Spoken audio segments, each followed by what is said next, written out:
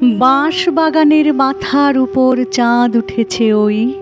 মাগো আমার শোলক বলা কাজলা দিদি কই? পুকুর ধারে লেবুর তলে থোকায় থোকায় জোনাই জলে, ফুলের গন্ধে ঘুম আসে না, একলা জেগে রই।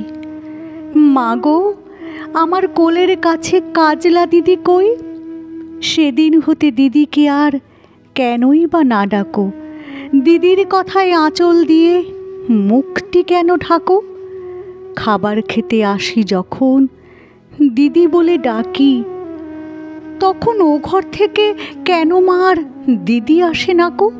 আমি ডাকি, তুমি কেন মা চুপটি করে থাকো? বল মা, দিদি কোথায় গেছে? আসবে আবার কবে? কাল যে আমার নতুন ঘরে পুতুল বিয়ে হবে।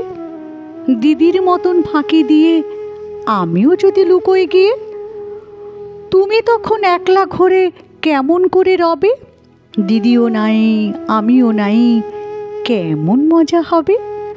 ভুঁই চাপাতে ভরে গেছে শিউলি গাছের তল, মারাস নেমা পুকুর থেকে আনবি যখন জল। ডালিম গাছের ডালের ফাঁকে বুলবুলিটি লুকিয়ে থাকে, উড়িয়ে তুমি দিও নামা ছিঁড়তে গিয়ে ফল। দিদি এসে শুনবে যখন, বলবি কি মা বল? বাঁশ বাগানের মাথার উপর চাঁদ উঠেছে ওই। এমন সময় মাগো আমার কাজলা দিদি কই?